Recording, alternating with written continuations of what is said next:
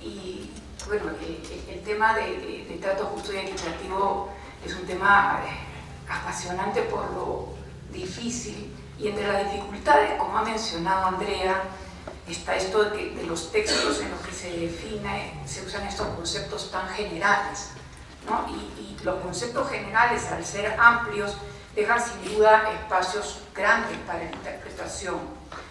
Y como también ha explicado Andrea, se ha intentado acotar estos conceptos, ¿no? Y lo han hecho a través de distintos medios. En algún caso, por ejemplo, en el caso de NAFTA, ha habido una nota de la Comisión de Comercio para intentar acotarlo, y en los nuevos tratados ya nos ha enseñado los distintos términos que se han utilizado.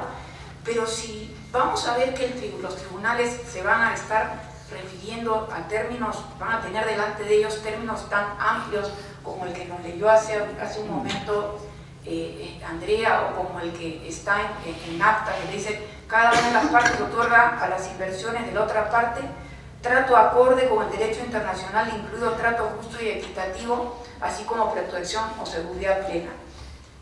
Da miedo leer lo amplio que es.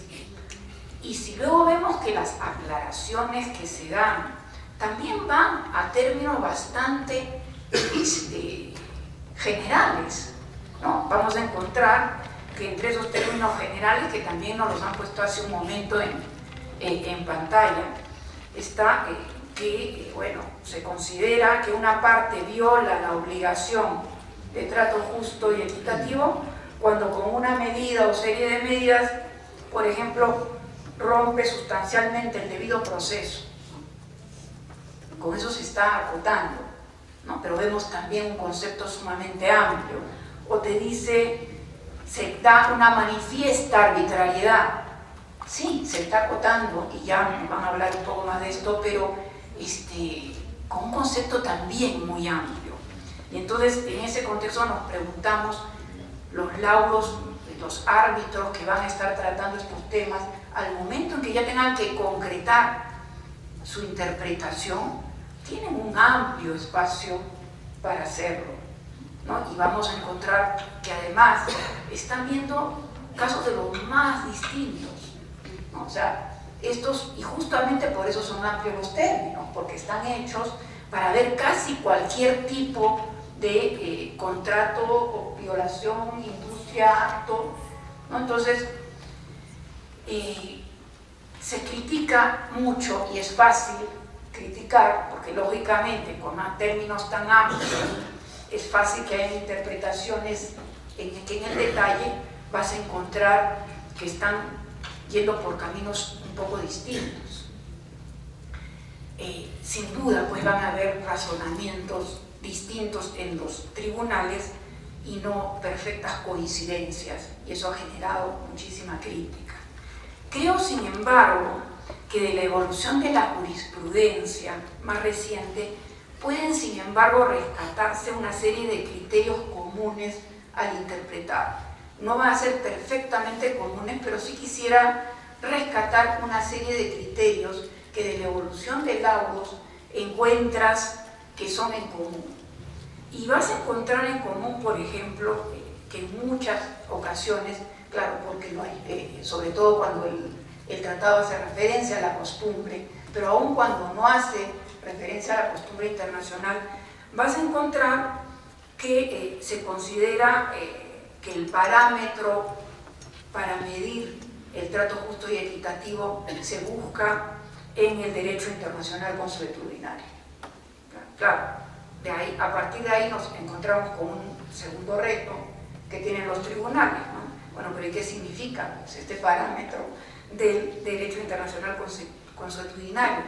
Pero creo que también se ha encontrado en general, o podemos encontrar en general en muchos laudos, que hay ya un reconocimiento de que ese parámetro es un parámetro que ha evolucionado, ¿no? Que ha evolucionado, que no es el parámetro de hace 25 o 30 años, que es un parámetro que ha evolucionado, y que no es el parámetro que exigía esa conducta de mala fe o esa conducta de situaciones indignantes. ¿no? Entonces, y creo que en general eso está reconocido como una evolución. Quizá en un laudo relativamente reciente, del 2015, que es un laudo de Vilcom con Canadá, hay un párrafo bien interesante en el cual te dice que reconoce pues que ha habido esta evolución dentro de lo que es el estándar internacional consuetudinario, y te dice la cuestión crucial, y en aquella en que las partes no coinciden, ¿no?, es cuál es el contenido, ¿no? Entonces, y tanto en este laudo, estuve revisando varios laudos, pero comparando un poco un laudo de Vilcom con Canadá de 2015 y otro bastante reciente que es de Mesa Power Group con Canadá, que tienen el mismo, digamos, están usando el mismo texto, digamos, y están yendo contra el mismo país, y en un caso sí consideran que se ha roto el trato justo y equitativo y en el otro consideran que no. Y si vamos a encontrar que muchos de los conceptos que usan, los usan con el mismo alcance.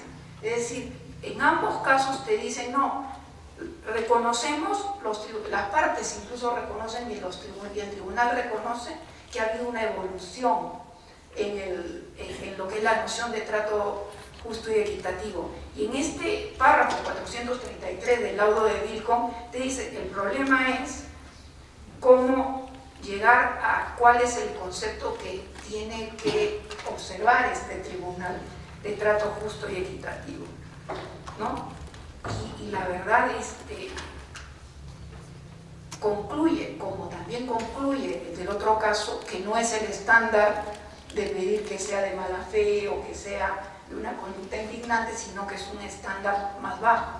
Pero también y esa es la siguiente cosa que reconocen, la evolución de la jurisprudencia, es que reconocen y dicen que no se trata de cualquier infracción, o sea, que no se trata de cualquier situación, que tiene que ser una infracción grave, que tiene que ser algo, y con lo cual en ambos casos, uno que sí lo consideró fundado y el otro que no lo consideró fundado, en ambos dicen que la barrera es alta, que debe tratarse de una vulneración seria, grave.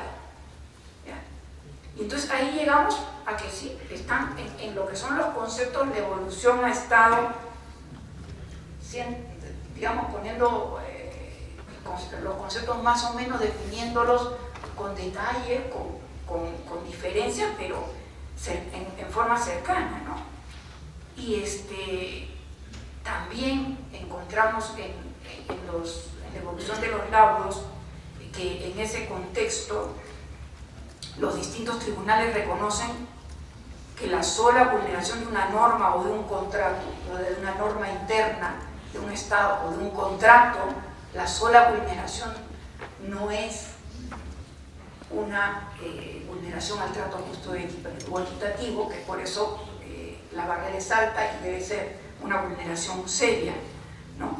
Y entonces tenemos conceptos similares.